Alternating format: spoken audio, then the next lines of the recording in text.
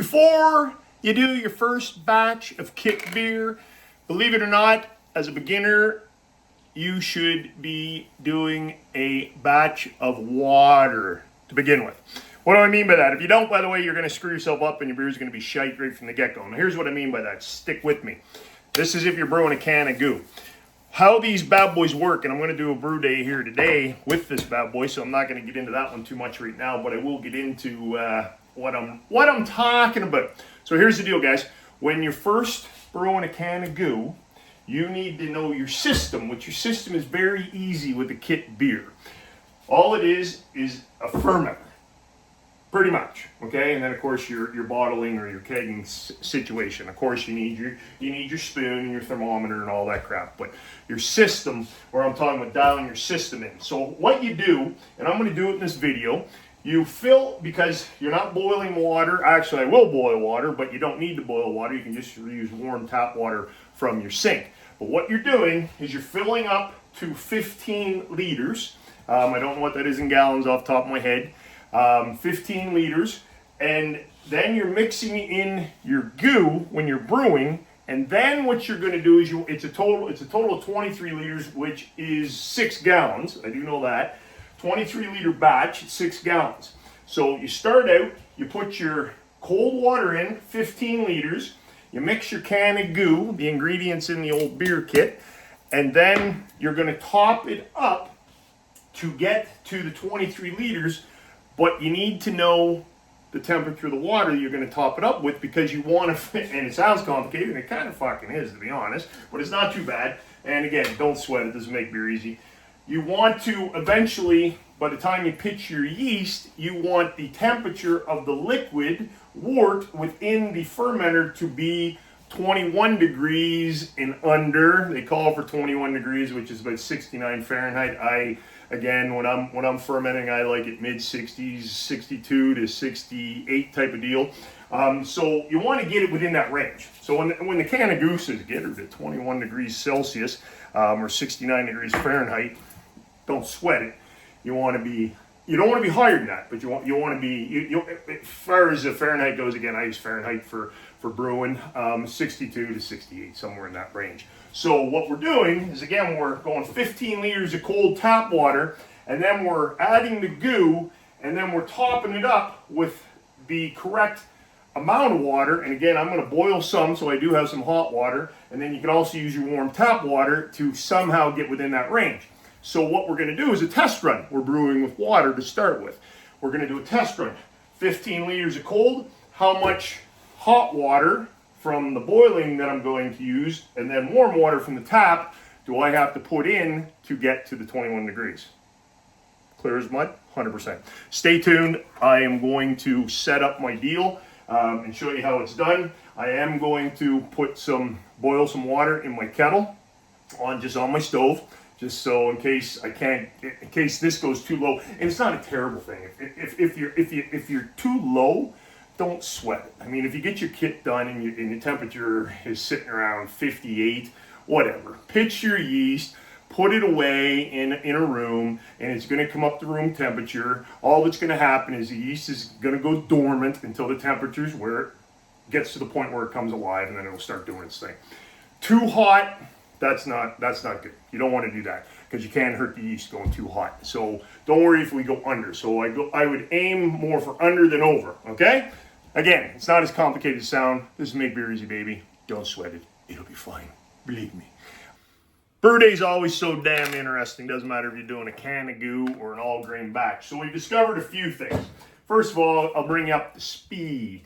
Spidell fermenter. I filled it up by hand, using my blender container, whatever the hell you want to call it.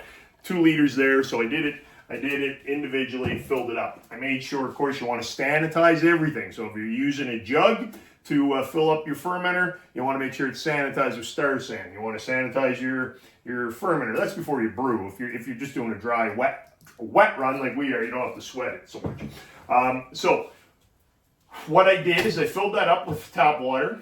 I do have water warming up on the stove over there, okay, in a kettle, a big pot. And then what I did is, once I get to the 15 liter mark, I took some masking tape, ran it along the edge of where the water line is. And so next time when I actually brew the beer, I'm just going to be able to use the faucet, again, sanitize the shit out of the faucet, and just pour it directly in instead of sitting here doing the jug thing every damn time. And then I also marked on the fermenter just for the fun of it. If you're using a Spidell, just for your own interest, the 15 liter mark is actually right at the top of the 30 liter numbers on the front of it. So just right at the top of where the top of the numbers, if that makes any damn sense. So what we're doing here, what we're gonna do, and I'm gonna prove that you don't gotta sweat it too bad. My damn thermometer, I just discovered, doesn't go low enough to be able to get down to the 21 Celsius. So my tap water's way below. It starts at 40. So we're not even going to sweat it. This is Make Beer Easy, so I'm going to live by what I teach and not even worry about the temperature. I'm going to take, again, I'm just heating up some water. I'll either use the heated water there or I'll use the warm water out of the sink. Doesn't matter. And that's what I'm going to do. I'm going to put the can of goo in, and then I'm going to top it up with just normal warm water. Again, if you want to mess around with trying to figure out, okay, do I got to add a liter of boiling water and a liter of tap water, warm water, that type of deal, go ahead and do that. 100% do that. You're dialing it in a little better than me. You're not going to overshoot it. Almost guaranteed you're not going to overshoot if you just use normal warm tap water to bring that up. Definitely going to undershoot it, but again, you're going to put it in I'm pointing where I keep my fermenter. You're going to put it in there, you're going to put your yeast, and the room temperature is going to come up to where you want it to be anyways, and the yeast is going to come alive, and I'm going to prove it to you, because my next batch, I'll put the link under this video, after I get that video done, the batch done, and you can see that that's all you got to do, and it turns out just fine. So next step is I'm now going to fill this up to 23 liter mark to find out where it is on my fermenter.